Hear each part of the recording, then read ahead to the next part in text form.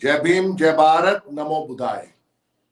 साथियों, साल का आखिरी दिन 2021 का 31 दिसंबर, वंचितों का भारत लाइव आपके सामने। साथियों, ये तारीख उस तारीख की गवाह है जब 1818 में महाराष्ट्र के भीमा कोरेगांव के अंदर एक युद्ध हुआ था।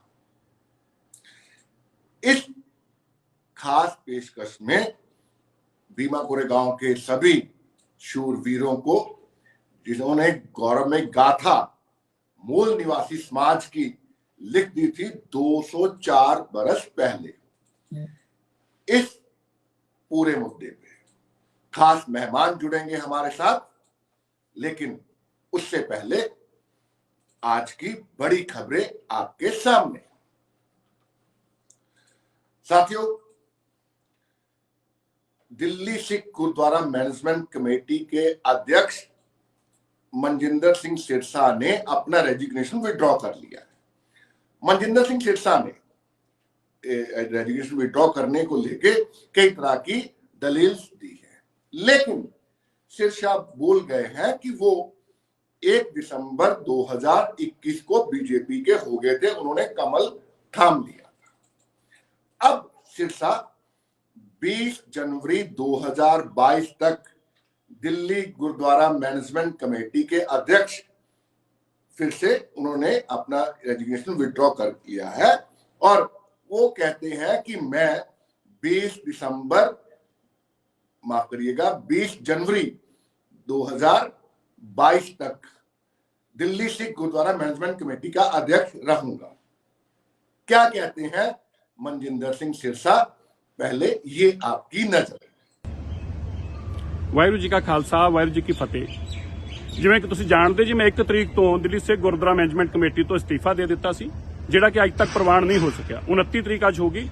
टीचरां दी तनखावां नहीं हल हो पा रहीआं, कॉलेजां ते स्कूलां दे मसले सारे अटके होए ने और मैं 29 दिनां दे बाद जो ये प्रबंध ना चल पाउण करके जदों तक अगली 20 तरीक तक जनवरी तक लई और यहाँ दिल्ली सिख गुरुद्वारा मैनेजमेंट कमेटी अपने पुराने इजलास ਨੂੰ बुला के मेरा इस्तीफा जो एक्सैप्ट नहीं कर लेंदी, मैं सारा कारोबार ਜਿਹੜਾ ਉਹਨਾਂ ਦਾ ਕੰਮ ਇਸੇ ਤਰ੍ਹਾਂ ਹੀ ਸੰਭਾਲੂੰਗਾ। ਜਿੱਥੇ ਮੇਰੀ ਲੋੜ ਹੋਊਗੀ ਪ੍ਰਬੰਧਕਾਂ ਨੂੰ ਮੈਂ ਉਹਨਾਂ ਨਾਲ ਖੜਾ ਹਾਂ।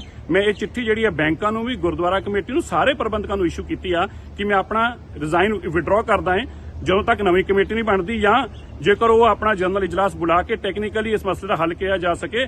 ਦਿੱਲੀ ਕਮੇਟੀ 'ਚ ਮੈਂ ਇੰਨੇ ਸਾਲ ਸੇਵਾ ਨਿਭਾਈ ਆ ਔਰ ਮੇਰੇ ਕਰਕੇ ਕੋਈ ਨੁਕਸਾਨ ਹੋਵੇ ਇਹ ਮੈਂ ਕਦੀ ਨਹੀਂ ਹੋਣ ਦਊਂਗਾ। ਪਰ ਮੈਂ ਫਿਰ ਇਹ ਕਲੈਰੀਫਾਈ ਕਰ ਦਵਾਂ, ਨਾ ਮੇਰਾ ਦਿੱਲੀ ਸਿੱਖ ਗੁਰਦੁਆਰਾ ਮੈਨੇਜਮੈਂਟ ਕਮੇਟੀ ਦੇ प्रबंधों नाल और ना ही कभी दोबारा प्रदान या किसी भी तरीके का मेरा कभी ना कोई वास्ता है ना होगा, पर केवल इस करके कि जेडे प्रबंध सुचारू रूप से अगले 20-25 दिन तक चलने। सारे मैंबरों ने अज मीटिंग की सी, सब का यह कि लंबे समय तुहानू सेवा मिली रही और तुसीं निभाई आ, लेकिन जेडी अज प्रॉब्लम आ रही ने तुहाडा फर्ज बनता साडा साथ दिओ ते मैं हर जगह कौम के वास्ते खड़ा है। जो तक नवा प्रबंध नहीं बनता मैं इस तरह अपना कार्य जिथे मेरी लोड़ पऊगी मैं हर तरीके ने काम कार्य करूंगा। बैंकों को इन्फॉर्म किया है, कमेटी को इन्फॉर्म किया है।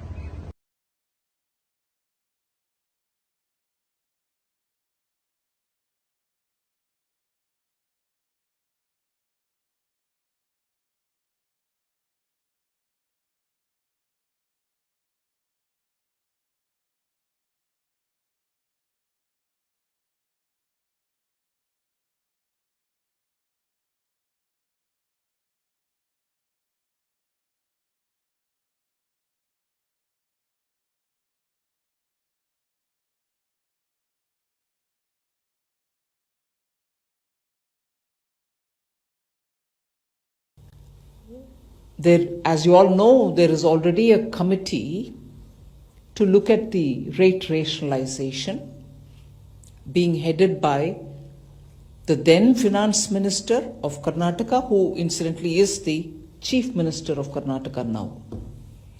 So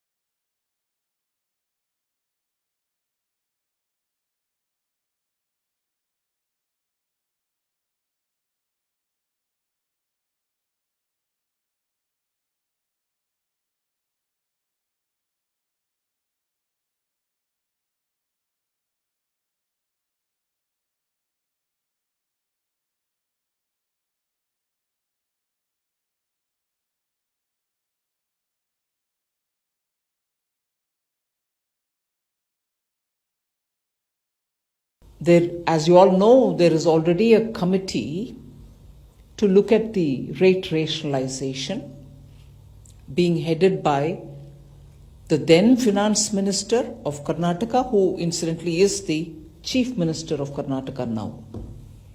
So under his convenership, there is a committee which is looking into rate rationalization, and it was decided today in the emergency meeting that textile again will be also put to the committee to review it along with the other items which they are anyway now reviewing.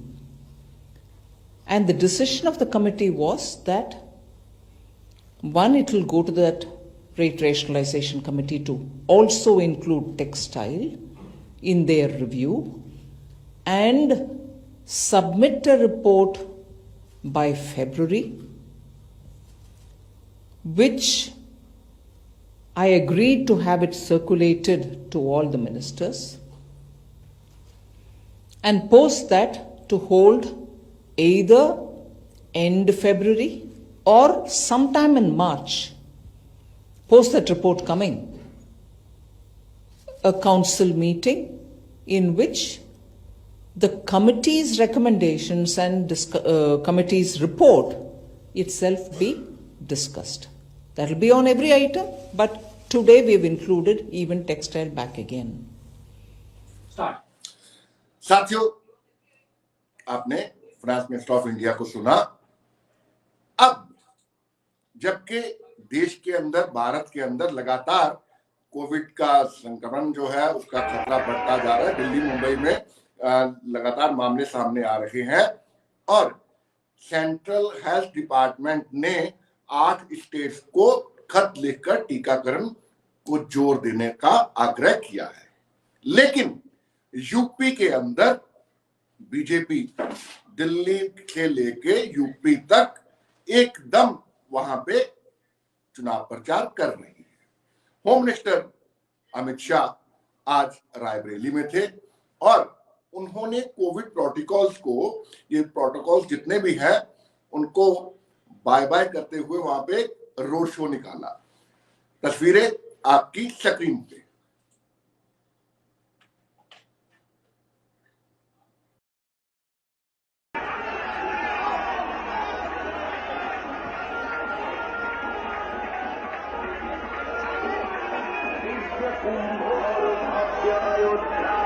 पूरा काशी याद रहे,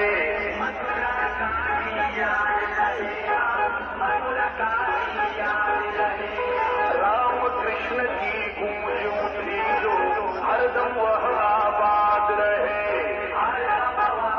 साथियों, देखा आपने किस तरह Covid protocols का violation हो रहा है रायबरेली में, यूपी में। एक दिलचस्प तस्वीर आपको ये दिखा रहे हैं कि बीजेपी की रैली में एक बालक जिसने लिबास ओढ़ रखा है, बीजेपी का झंडा डंडा सब कुछ उठा रखा है, लेकिन वो गुणगान समाजवादी पार्टी। देखिए इस मजेदार क्लिप को।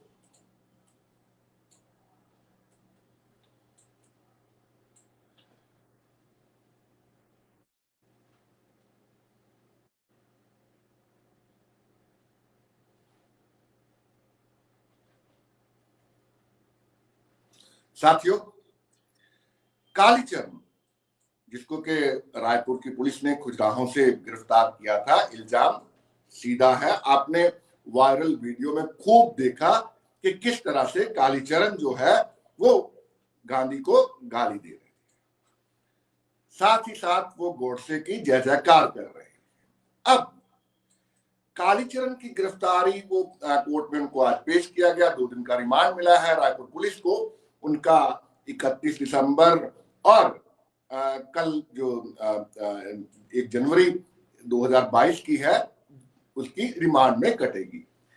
इस रिमांड के बाद कालीचरण के जितने चेले चपाटे हैं बौखला गए हैं। बौखलाहट में वो गॉडसे को अमर रहे और साथ ही जिंदा जागता कालीचरण उसको भी अमर कर रहे हैं। देखिए वीडियो, गुड़गांव का है, हरियाणा का। नाथूराम गोडसे संत कालीचरण अमर रहे संत कालीचरण जिंदाबाद। साथियों, कालीचरण पुलिस कस्टडी में है, रिमांड पे है, लेकिन हेट स्पीच रुक नहीं रही है। अगला वीडियो आपके सामने यूपी के गाजियाबाद का है। सुनिए इस वीडियो में किस तरह से फिर से हेट स्पीच दी जा रही है।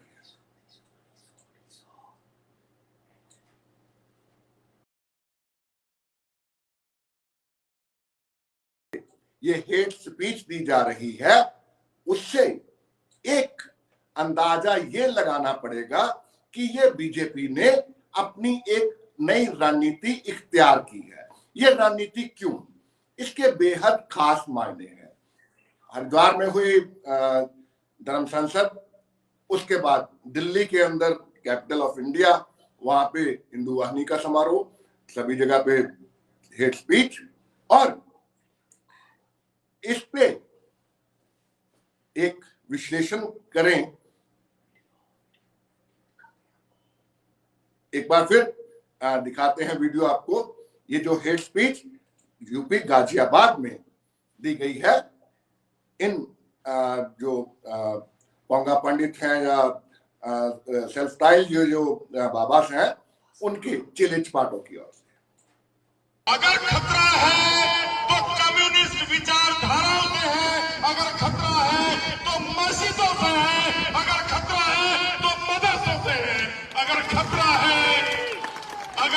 है तो इन चर्च से है, अगर खतरा है तो उन लोगों से है जो ईद की मुबारकबाद देते हैं और ये कहते हैं साले आजकल बड़ा चल गया है ये happy new year, happy new year. अरे काहे का हैप्पी न्यू ईयर भाई?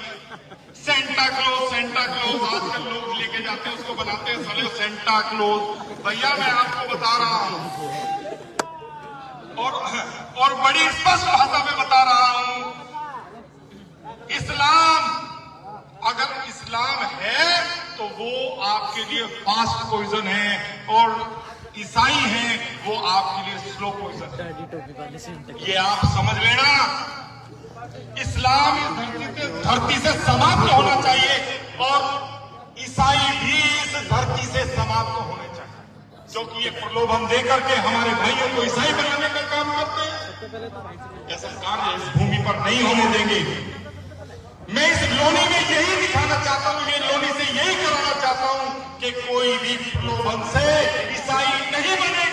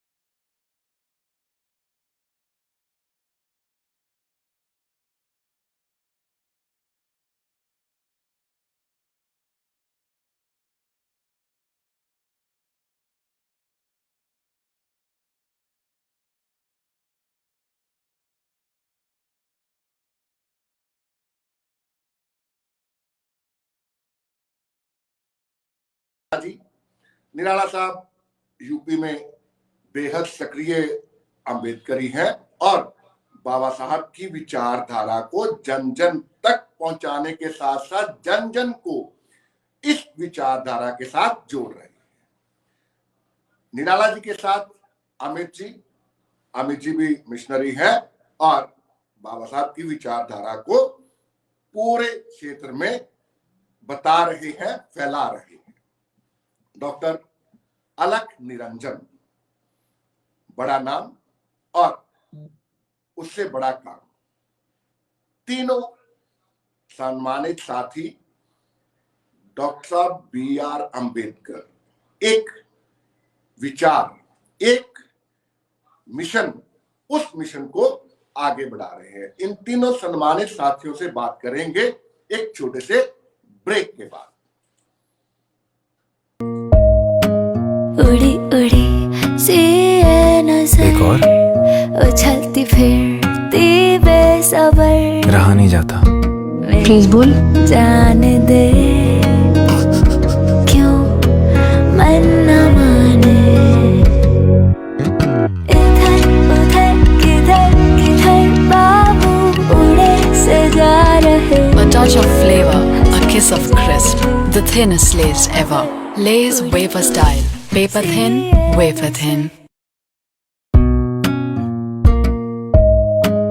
उड़ी उड़ी सी ये नज़र, एक और उछलती फिरती बेसबर, रहा नहीं जाता। प्लीज बोल, जाने दे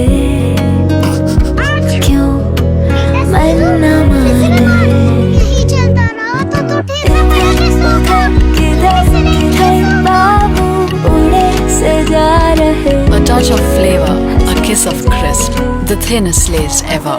Lay's wafer style, paper thin, wafer thin. बेटा स्नीजू, फिर से बीमार, यही चलता रहा तो ठीक से बड़ा कैसे होगा, टीम में सेलेक्ट कैसे होगा, बड़ा स्पोर्ट्स स्टार कैसे बनेगा। ओके मम्मा। जब इम्यूनिटी वीक हो तो ग्रोथ में रुकावट आ सकती है, इसीलिए मैं अनुष्का को देती हूँ पीडियाश्योर।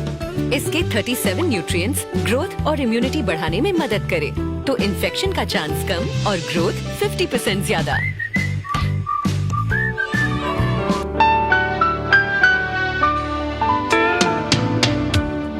कुछ खास है हम सभी में, कुछ बात है हम सभी में, बात है खास है, कुछ स्वाद है, क्या स्वाद है जिंदगी में। Cadbury's dairy milk. बेटा स्नीजू, फिर से बीमार, यही चलता रहा तो ठीक से बड़ा कैसे होगा, टीम में सेलेक्ट कैसे होगा, बड़ा स्पोर्ट्स स्टार कैसे बनेगा। ओके मम्मा। जब इम्यूनिटी वीक हो तो ग्रोथ में रुकावट आ सकती है, इसीलिए मैं अनुष्का को देती हूँ पीडियाश्योर। इसके 37 न्यूट्रिएंट्स ग्रोथ और इम्यूनिटी बढ़ाने में मदद करे, तो इन्फेक्शन का चांस कम और ग्रोथ 50% ज्यादा। पीडियाश्योर।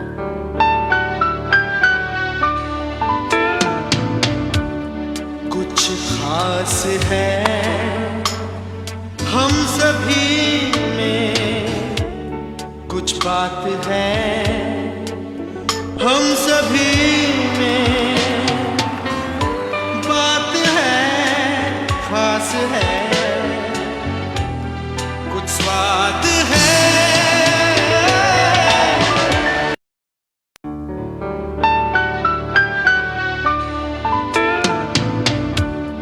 कुछ खास है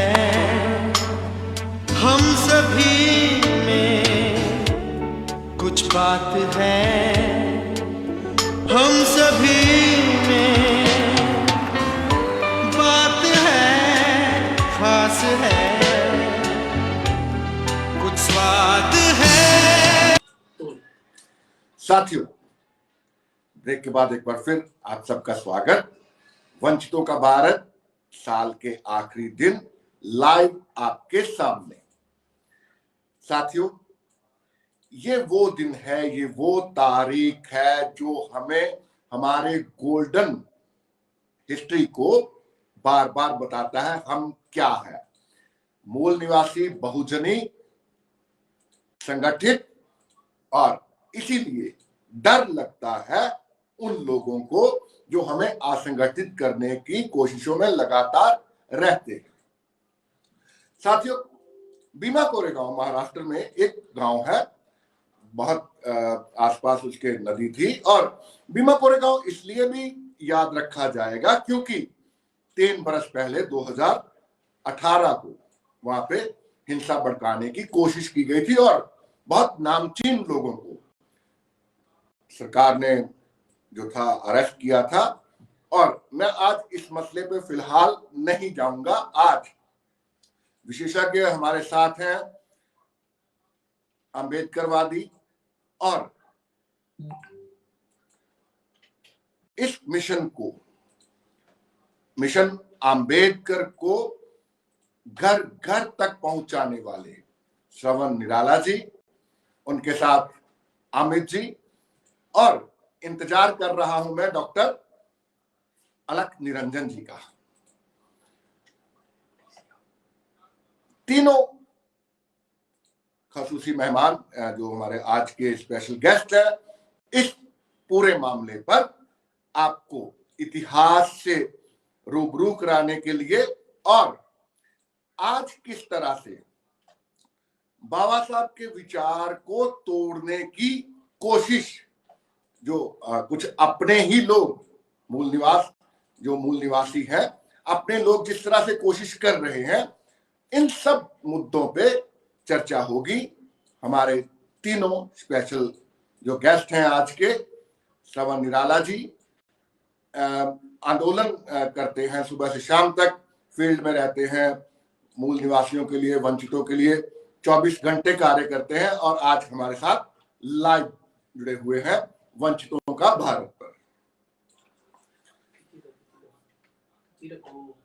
जी, और साथियों, आप सब लोग जानते हैं दिसंबर 31 साल 1819, और वो दिन जब एक रात में कुछ घंटों की रात में हमारे महार जो सैनिक थे, इस मूल निवासी भारत के जो सैनिक थे, कितनी तादाद थी उनकी? बेहद कम थी। सिर्फ 500 लोग उस वक्त फौज की यूनिफॉर्म पहने हुए और सामना कर रहे थे पेशवा का, जिनके साथ और फौज थी, बड़ी फौज थी, और ये इतनी बड़ी पटलून थी कि 500 लोगों ने डटकर मुकाबला किया बीमापुरे गांव के अंदर।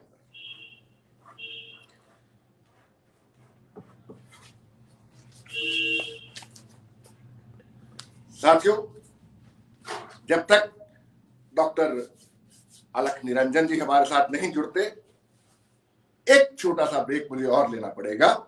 उसके बाद मेहमानों से लगातार चर्चा जारी रहेगी। आप बने रहिए साथ वंचितों का भारत के साथ।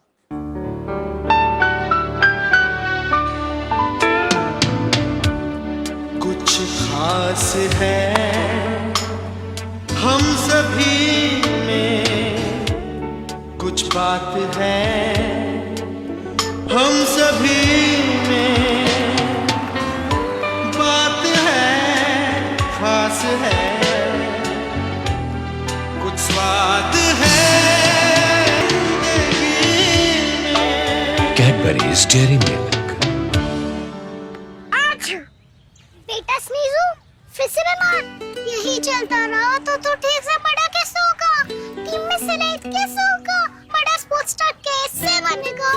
ओके मम्मा। जब इम्यूनिटी वीक हो तो ग्रोथ में रुकावट आ सकती है, इसीलिए मैं अनुष्का को देती हूँ पीडियाश्योर। इसके 37 न्यूट्रिएंट्स ग्रोथ और इम्यूनिटी बढ़ाने में मदद करे, तो इन्फेक्शन का चांस कम और ग्रोथ 50% ज्यादा। जबिन सर, आपको बहुत बहुत धन्यवाद कि आपने एक अवसर दिया हम लोगों को बातचीत करने के लिए और अपनी बात पूरे देश में पहुंचाने के लिए आपने अवसर दिया। इसके लिए हम आपके आभारी हैं सर। और संगठन के संदर्भ में जो आपने बात कही, तो हम लोग बेसिक तौर पे विद्यार्थी जीवन से ही हम लोग सोशल वर्कर के ही रूप में काम शुरू किए सर। एज ए सामाजिक कार्यकर्ता के रूप में काम किए, पॉलिटिकल प्लेटफॉर्म पे हम लोग आए सर। और हम लोगों ने, जो हम लोगों का मकसद है, वो बिल्कुल समाज के अंतिम व्यक्ति की आवाज उठाना, अंतिम व्यक्ति का जो शोषण हो रहा है, जो गांव में गरीब रहता है, जिसकी आवाज नहीं कहीं उठ पा रही है, या जो अपनी पीड़ा, अपना शोषण, जो उसका शोषण हो रहा है, वो शोषण लोगों के सामने नहीं आ पा रहा है, न्याय नहीं मिल पा रहा है, तो ऐसे लोगों को न्याय दिलाने के लिए अंबेडकर जन मोर्चा बना करके हम लोग पूरे पूर्वी उत्तर प्रदेश में एक बड़े पैमाने पे हम लोग का काम है, ग्राउंड लेवल पे काम, और लगभग कमोबेश पूर्वी उत्तर प्रदेश में हर जिले में अंबेडकर जन मोर्चा की यूनिटें काम कर रही हैं। जिला से लेके, तहसील से लेके, ब्लॉक से लेके विधानसभा तक पूरी कमेटियां, गांव लेवल तक कमेटियां काम कर रही हैं सर। और ऐसे में हम लोग जहां भी कोई जघन्य अपराध या जिस भी तरह का दलितों के उत्पीड़न के संदर्भ में कोई घटना होती है, तो हम मौके पे जाते हैं सर, और उस पीड़ित परिवार के साथ हम खड़े होते हैं, और जो लोग भी दोषी होते हैं हम लोग उनको सजा दिलाने के लिए पूरी कोशिश करते हैं कि कानूनी तौर पे, संवैधानिक तरीके से उस पीड़ित परिवार को हम लोग न्याय दिला सकते। उदाहरण के तौर पे जी जी जी निराला जी, आपने विस्तृत जानकारी दी है संगठन को लेके, और एक बार मेरा आग्रह जो है, रिक्वेस्ट जो है अमित भाई से भी है। अमित भाई, थोड़ा सा आप भी बता दीजिए अपने बारे में जल्द से जल्द। जय भीम, और आपको धन्यवाद कि आपने एक मंच दिया बात करने के लिए।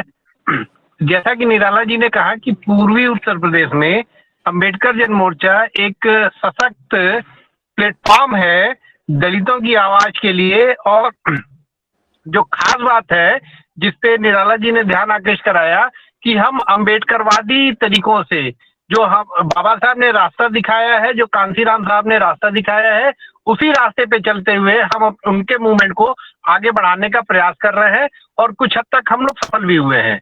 जहां तक बात मेरी है, मैं एक लेखक के तौर पे काम करता हूं। मेरी कुछ किताबें प्रकाशित हुई हैं जिसकी संख्या इस समय 10 है, और वो विविध विषयों पे किताबें हैं, और इसी के माध्यम से हम लोग समाज में जो एक मूवमेंट को लेके चलने का प्रयास करते हैं। उसके अलावा एक अखबार भी है, अम्बेडकर उद्घोष, जो हम लोग विगत 4 महीनों से शुरू किया है, और ये अखबार पूरे उत्तर प्रदेश में अभी तो हम लोग भेज रहे हैं। आने वाले दिनों में ये उत्तर प्रदेश का एक बड़ा अखबार होगा।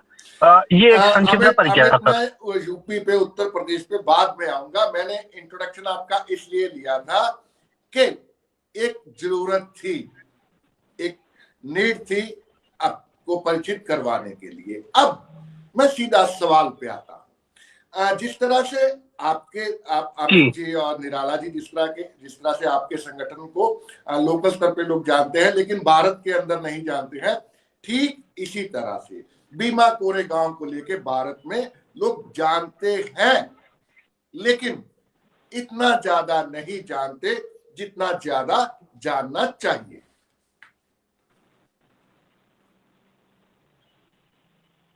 डॉक्टर निराला, आपको मेरी आवाज मिल पा रही है? हाँ जी सर, जी मिल रही है आवाज। भीमा कोरेगांव, मैं आपसे ये सरवन जी, मैं ये कहना चाहता हूं कि हम लोग जो है, ये जो 31 दिसंबर कोई भी साल रहा हो, 1819 से लेके और 204 साल हो गए हैं आज, हम लोग किस तरह से अपने उन शहीदों के आगे सर झुकाते हैं जिनकी गौरव गाथा ने हमें मूल निवासियों का सर ऊंचा उठाया।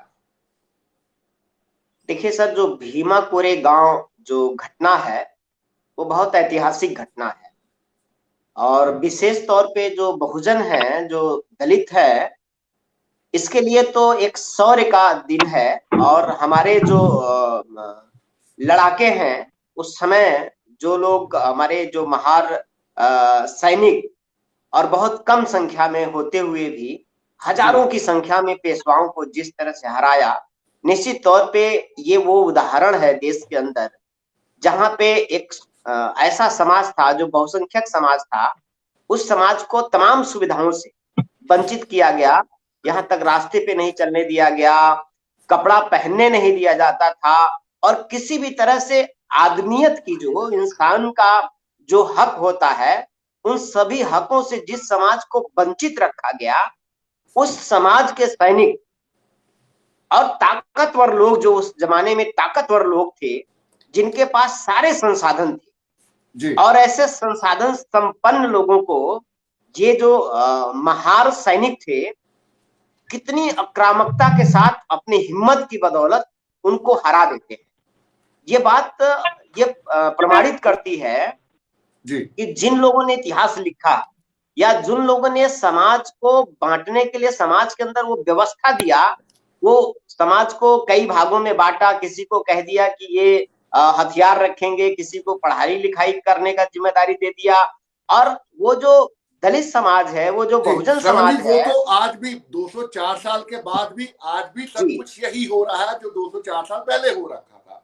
बिल्कुल सर, बिल्कुल सर। उस समय अमित भाई का, बस उस समय में इस सिलसिले को आगे बढ़ाएंगे। सर उस समय में और आज में सिर्फ इतना फर्क है कि मैं पहले भी कहता रहा हूं जगहों पे कि हमारी जो गुलामी है बस मालिक बदल गए, तरीका बदल गया है सर। लेकिन जो आपने भीमा कोरे गांव की बात कही, वो हम जो बहुजन समाज के लोग हैं, जो दलित और पिछड़े कमजोर वर्ग के लोग हैं, इन लोगों के लिए एक शौर्य का वो दिन है। और जब हम अपने उन बहादुर सैनिकों को याद करते हैं तो सीना गर्व से हमारा ऊंचा हो जाता है कि हमारे वो सैनिक, वो बहादुर, हमारे जो पुरखे हैं इतने बहादुर थे कि उस परिस्थिति में भी जीत दर्ज करते हैं। तो हम उनके वंशज, उनकी औलादे हैं। इस परिस्थिति में, आज की परिस्थिति में भी जीत हमारी होगी, बस लड़ने की जरूरत है, मुद्दों पे चुप रहने की जरूरत तय है कि जीत हमारी होगी। लेकिन इस जीत के रास्ते में कई सारे बैरिकेड्स हैं, बहुत अवरोधक हैं इस जीत के रास्ते में। अवरोधक जो है वो जहां दुश्मन हमारा अवरोधक, दुश्मन से भी ज्यादा हमें आज की परिस्थिति में, जहां तक मैं समझता हूं, दुश्मन तो अवरोधक है, लेकिन जिनके खिलाफ हम लड़ रहे हैं और जो लोग लड़ने का दावा कर रहे हैं, या जिनको समाज ने बड़ी लायबिलिटी दे दिया, जिनको समाज ने एक तरह से कहिए कि ठेकेदार बना दिया, तो जिनको एक बड़ा दायित्व समाज ने दिया, आज बेईमानी दुश्मन से ज्यादा मतलब वो लोग कर रहे हैं जिनको हमने जिम्मेदारी पे बिठाया, उन्होंने ही हमारा सौदा करवाया, वो हमारे सौदागर हो गए। जैसे आप देखेंगे कि जैसे गांव में पहले जमींदार होता था तो पूरे गांव की बस्ती के जो ओट होते थे उसका ठेका ले लेता था कि चलो, आप कोई आता था तो गांव में जाने की कोई जरूरत नहीं, बोलता था गांव के बाहर खड़ा होकर आपको वहां जाने की कोई जरूरत नहीं है, ये सब मेरे हरवाहा है, मेरे चरवाहा है, मेरे दुअराहा है, ये सब मेरे गुलाम है, आपको वहां जाने की जरूरत ना, हम इनको बोल देंगे, ये आपको वोट कर देंगे, वहां जाने की जरूरत नहीं है, इनका सुख दुख आपको देखने की जरूरत नहीं है। तो तब गांव का जमींदार, गांव में जो गरीब, कमजोर, दलित और पिछड़ा रहता था, वो उसका मालिक बनकर उसका ठेकेदार बन जाता था और वो जबरदस्ती उसका ठेका लेता था। आज उसी तरह जो पॉलिटिकल पार्टियां बहुजन समाज की भी है, जो दलित समाज की भी जो पॉलिटिकल पार्टियां हैं, उनके राष्ट्रीय अध्यक्ष वो अब ये कह रहे हैं कि नहीं, आपको दलितों के बीच में जाने की जरूरत नहीं है, आपको गरीबों के बीच में जाने की जरूरत है, आप हमारे यहाँ पैसा जमा करो, हम टिकट आपको देंगे, और जब हम टिकट देंगे तो आपको वोट देंगे, उनकी मजबूरी है, वो लीडरशिप को लेके है। लाला जी, आपको रोकते हुए मैं मुकेश भाई के पास आना चाहूंगा। मुकेश, माफ करिएगा, अमित जी। अमित, आप यूपी के अंदर रहते हैं, आपने यूपी की बात की थी, आप तफसील से बताइए कि यूपी में इस वक्त मूल निवासियों की स्थिति क्या है? निश्चित तौर पे जो मूल निवासी हैं उनकी स्थिति यूपी में बहुत बेहतर नहीं है। असल में जो मूल निवासी हैं उनके पास संसाधनों की कमी है, उनके पास रोजगार की कमी है, उनके पास शिक्षा की कमी है, उनके पास अपना कोई व्यवसाय नहीं है। बहुत कम लोग जो है यूपी के अंदर वो सरकारी नौकरियों में हैं, और बहुत कम लोग जो सरकारी नौकरियों में हैं वो भी आज हाशिए पे इस वजह से हैं कि जो वर्तमान में जो व्यवस्था बनी है वो व्यवस्था एक सामाजिक व्यवस्था के तहत उनको एक नरेटिव बनाया जा रहा है, ये एक नरेशन क्रिएट किया जा रहा है कि इन लोगों ने तो बहुत कुछ जुटा लिया है, इनके पास तो कुछ चीजें हैं, सब कुछ आरक्षण के बदौलत, या जो दलित जातियां हैं जो विगत 47 से जो आरक्षण मिल रहे हैं, 50 से जो आरक्षण मिल रहे हैं, उनके बदौलत इन लोग बहुत आगे बढ़ गए हैं। जबकि वास्तविकता ऐसी अमित, नहीं है। ये 1-2% लोग का नौकरियों में इसलिए है, किया क्योंकि आपने बाकी स्टार्टिंग में 98%। जब आप अपना इंट्रोडक्शन दे रहे थे तो आपने यूपी की बात की थी। अब मैं दोनों को, निराला जी को, अमित जी को, कुछ यूपी की हालिया घटनाएं बताना चाहता हूं। आप बहुत बेहतर जानते हैं, लेकिन इस यूपी के अंदर रोज एक ना एक हमला जो है वो मूल निवासियों पे, बहुजनियों पे, वंचितों पे, शोषितों पे होता है। और अगर मैं एनसीआर की जो ब्यूरो जो डेटा है वो नेशनल क्राइम रिकॉर्ड ब्यूरो ने दिया है, उसकी बात करूं तो पिछले सालों में 2-1 साल में ये हमले लगातार बढ़े हैं। एक तरफ हमारी गौरव गाथा बीमा कोरेगांव को लेकर, दूसरी तरफ यूपी में लगातार बढ़ते अत्याचार। सबसे पहले डॉक्टर निराला, ये जो यूपी में अत्याचार बढ़ रहे हैं, इनकी रोकथाम के लिए क्या किया आपने और क्या योजना है? यूपी के अंदर जो लगातार उत्पीड़न की घटनाएं बढ़ रही हैं, हत्याएं हो रही हैं, सरेआम हो रही हैं, सरकार बोल कुछ और रही है और अंदर से सरकार अपराधियों को ढील दे रही है। और ऐसी परिस्थिति में ढील दे रही है जहां पे मारने वाला अपर कास्ट का व्यक्ति है और जिसकी मौत हो रही है या जिसका मर्डर हो रहा है वो दलित या पिछड़ा है। ऐसे मसले में सरकार अपर कास्ट के उस अपराधी के साथ खड़ी और अपराधियों के खिलाफ यूपी के अंदर कोई सख्त, तो भी खास करके अपर कास्ट के जो अपराधी, क्योंकि अपराधी वो हैं, उनके खिलाफ कोई कार्रवाई नहीं। कई ऐसे उदाहरण आपको हम बता देंगे, जैसे गोरखपुर अभी देवरिया जिला में बीटेक का स्टूडेंट फाइनल ईयर का, एमटेक का स्टूडेंट फाइनल ईयर का, विश्वजीत, देवरिया जिले का बरहज थाना अंतर्गत उसका गांव, और दिन दहाड़े दिन में उसको अपराधियों ने गोली मार दिया। माँ बाप का एक लौता औलाद। और उस जो अपराधी हैं वो लगभग 6 महीने सरेआम घूमते रहे, उनकी गिरफ्तारी नहीं हो पा रही थी। बाद के दिनों में जब अम्बेडकर जनमोर्चा को एक खबर लगती और हम लोग जाके वहां घेरते हैं, तब जाके गिरफ्तारी हो पाती है। ऐसे में विजय सर, एक मिनट, विजय नाम का दलित जो गोरखपुर सीएम सिटी है और जिले का कटघर गांव है, और विजय नाम का दलित 6 महीने से अपराधियों के डर से वो घर नहीं जा पा रहा था। खुले सरेआम उसके घर हमला हुआ और पुलिस में वो जाता रहा, उसकी कोई सुनवाई नहीं होती है। फिर हम लोगों ने एक्शन लिया, तब जाके वो 6 महीने के बाद वो दलित अपने घर जा सका। ये सीएम सिटी का हाल है। तो अपराधियों का मनोबल ऊंचा है। सरकार कह रही है कि गुंडा अपराधियों पे हम कार्रवाई करेंगे, लेकिन सरकार ही संरक्षण दाता है अपराधियों। जी श्रवण निराला जी, मैं एक बार अमित के पास जाना चाहूंगा। उसके बाद मैं पूछूंगा आपसे कि आपने ये जो गोरखपुर का मैटर है, पूरा ये जो मामला आप बता रहे हैं, इसको लेके आपने नेशनल कमीशन फॉर एससी से क्यों अप्रोच नहीं किया, ये मैं पूछूंगा बाद से। पहले मैं अमित के पास आता हूँ। अमित जी, श्रवण निराला बात कर रहे हैं गोरखपुर की, लेकिन 2-3 दिन पहले यूपी के कुशीनगर में वो एक बच्ची जो है, जिन्होंने, उस बच्ची ने एक गीत गाया था अंबेडकरवाद को लेके, उस बच्ची की मां के साथ मारपीट हुई, उस बच्ची के परिवार की जमीन हड़पने को लेके, हालांकि मामला कोर्ट में है, लेकिन पुलिस ने उनको वहां से भगा दिया। ऐसी 1 नहीं, 2 नहीं, 3 नहीं, 4 नहीं, 5 नहीं, ना जाने कितनी वारदात यूपी के अंदर हो जाती है। ये कब तक होगा, बताएं अमित। निश्चित तौर पे देखिए, मुद्दा ये नहीं है कि ये अपराध क्यों हो रहे हैं और किनके द्वारा किए जा रहे हैं। मुद्दा ये है कि जो अपराध हो रहे हैं किन उद्देश्यों के तहत हो रहे हैं। जैसे जो अभी जो अपनी बिटिया है कुशीनगर की राव, वो उसके वो मिशन गायिका है, और जब वो मिशन गायिका है तो उसके घर जाके उस पर हमला करना, उसको रोकना, ये अब बताए ना, ये समाज सोचे कि उस पे क्यों हमला हुआ। उसने तो कभी किसी के साथ झगड़ा नहीं किया, कोई उसके साथ रंजिश नहीं थी, लेकिन उसको इस समाज ने रोकने का प्रयास किया। जो अपर क्लास का समाज है उसको रोकने का प्रयास ये किया कि ये अम्बेडकरवादी बढ़ रहे हैं। अम्बेडकरवादी जब बढ़ रहे हैं तो हम इनको डरा धमका के रोकें। मुद्दा ये है कि जो समाज में नरेटिव गढ़ा जा रहा है, जो दिखाने का प्रयास किया जा रहा है, वो एक्चुअल में घातक है इस समाज के लिए।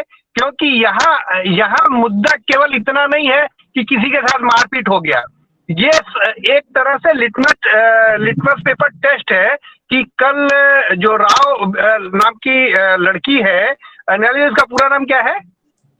अलका राव। वो जो लड़की कुशीनगर वाली है, वो राव है ना, क्या नाम है उसका? अलका राव। एक तरफ हमारा अलका राव जी गांव को लेके एक गौरवमय गाथा, और यूपी में हम लोग ऐसा कुछ नहीं कर पा रहे। मैंने कहा था श्रवण निराला जी से कि आपने ये जो वारदात है गोरखपुर की, जो सीएम का योगी आदित्यनाथ का जो होम प्लेस है, उसकी होम सिटी है, होम डिस्ट्रिक्ट है, तो आपने इस मामले को कमीशन, जो नेशनल कमीशन है एससी का, उसके पास आपने ये क्यों उसको नहीं लिखा, आपने क्यों ये आप अप्रोच नहीं किया आपने? सर मैं आपको बताना चाहूंगा कि जो मैंने देवरिया की घटना की बात बताई, जो मैंने गोरखपुर की घटना की बात बताई विजय की, और शुभम नाम के एक दलित बच्चे की हत्या पुलिस कस्टडी में हुई, मैं उस सारे संदर्भ में जो नेशनल कमीशन है SC/ST, मैं वहां भी प्रेजेंट हूं और स्टेट में भी प्रेजेंट हूं। स्टेट की जो SC/ST कमीशन है वो तो बिल्कुल पंगु है। सेंट्रल जो कमीशन है, SC/ST आयोग है, वहां से कुछ रिप्लाई आया और DM को लेटर भी आया। बहरहाल सर, आपको मैं सिर्फ इतनी सी बात कहना चाहता हूं कि भीमा कोरेगांव वो दौर था तब बाबा साहब का संविधान नहीं, वो दौर था कि हम हथियारों से लड़ सकते थे। आज हम पूरी लोकतांत्रिक तरीके से, संवैधानिक तरीके से जो भी स्टेप हो सकता है बाबा साहब डॉक्टर अम्बेडकर के संविधान के तहत, वो सारे स्टेप पे हम लोग काम करते हैं। चाहे वो भारत सरकार के प्रधानमंत्री को पत्र देना हो, या SC/ST आयोग को देना हो, मानवाधिकार आयोग को देना हो, चाहे स्टेट गवर्नमेंट को, मुख्यमंत्री को देना हो, राज्यपाल को देना हो, राष्ट्रपति को देना हो, हर जगह चाहे ज्ञापन देना हो या संबंधित जिलाधिकारी, SSP, IG, DIG, उन सारे लोगों से मिलकर के हम संवैधानिक तरीके से लड़ते हैं। जरूरत पड़ती है तो बड़ी संख्या में हम इकट्ठा होकर के अपनी बात को एक प्रदर्शन और आंदोलन के तहत भी हम करते हैं। श्रवण निराला जी, अमित जी, ये तो मैं लगातार देखता, जितनी आप चीज बता रहे हैं, जिस तरह से यूपी के अंदर कास्टिज्म है, जिस तरह से SP, DM जो है वो सभी के सभी सुप्रीडेंट ऑफ पुलिस या डिस्ट्रिक्ट मजिस्ट्रेट जो है वो जाति आधार पे लगे हुए हैं, तो ऐसे में स्टेट का, ये जो यूपी स्टेट का कमीशन है, उससे मुझे उम्मीद नहीं है कि वो कोई कार्रवाई इन सब पे करेगा। हाँ, वो जो है वो एक थोड़ा सा आपको बता देते हैं कॉरेस्पॉन्डेंट करके कि हम लोग इस पे कार्रवाई कर रहे हैं। सेंट्रल कमीशन भी सर मैं बताऊं कार्रवाई नहीं कर रहा है। एक निवेदन ये है आप दोनों सम्मानित साथियों से कि आज ये जो हिस्टोरिकल डे है 31 दिसंबर का, समाज संगठित नहीं हो रहा है। आपको भी शिकायत है, अमित भाई को भी शिकायत है, मुझे भी शिकायत है, सब लोगों को शिकायत है। समाज को संगठित करने के लिए क्या करना चाहिए, पहले निराला जी और फिर अमित बताएंगे। सर इस बात पे मैं आपको ये कहूंगा कि समाज के ऊपर हम संदेह नहीं कर सकते हैं। समाज पूर्णतः संगठित है। अगर समाज संगठित नहीं होता तो 2 अप्रैल की घटना SC/ST एक्ट के संदर्भ में समाज ने स्वतः स्फूर्ति से खड़ा होकर के आंदोलन किया और SC/ST एक्ट को बचा दिया, सरकार को झुकने के लिए मजबूर किया। उस आंदोलन में कोई लीडर अगुवाई नहीं कर रहा था, समाज स्वयं लीडरशिप कर रहा था। ये बात अलग है कि बाद में नेता आगे आए, क्योंकि समाज पहले आगे आ गया और समाज ने लड़के SC/ST एक्ट को बचाया सर। इसलिए समाज संगठित नहीं है ये नहीं कहा जा सकता।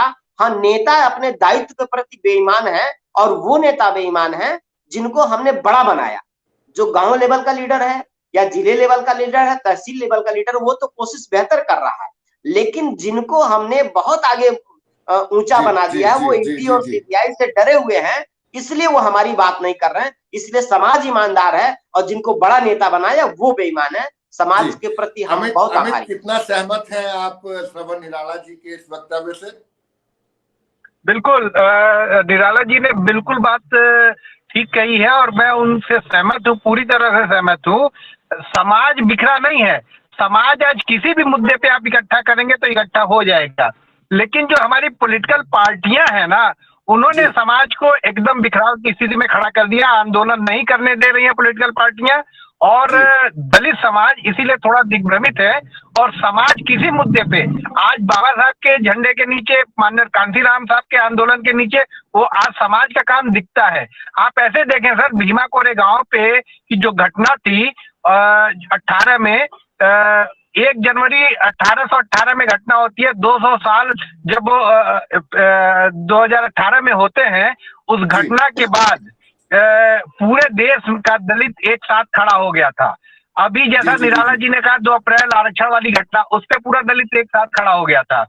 अभी संविधान दिवस के संदर्भ में पूरे देश में संविधान दिवस मनाया जा रहा है दलितों के द्वारा, बहुजनों के द्वारा। तो समाज संगठित है सर, बस ये है कि एक मुकम्मल रास्ता इसको नहीं मिल रहा है कि किस रास्ते पे चले एक साथ होके, कोई अगुवाई करने वाला नहीं मिल रहा है। और मैं दावे के साथ कह रहा हूं कि जो छोटे छोटे दल हैं बहुजन समाज के और जो दलित समाज के जो छोटे छोटे दल हैं, इसी में से नेतृत्व निकलेगा और राष्ट्रीय नेतृत्व निकलेगा। और वो दिन दूर नहीं है जब बहुजन समाज और जो दलित समाज है और जो ओबीसी का समाज है, वो निश्चित तौर पे ऐसे किसी नेतृत्वकर्ता के साथ खड़ा हो जाएगा और एक राष्ट्रीय आंदोलन के शक्ल में वो आगे बढ़ जाएगा। धन्यवाद सर। सारांश ये कि अभी समाज को एकजुट करने के लिए बेहद काम करना पड़ेगा।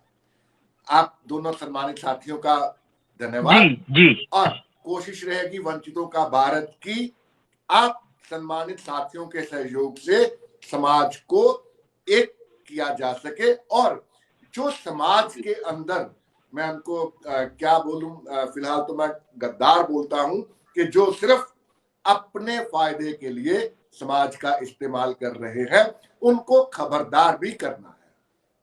बहुत शुक्रिया आपका गवर्नर निराला जी। अमित भाई, जय भीम, जय भारत। जय भीम सर, जय भीम।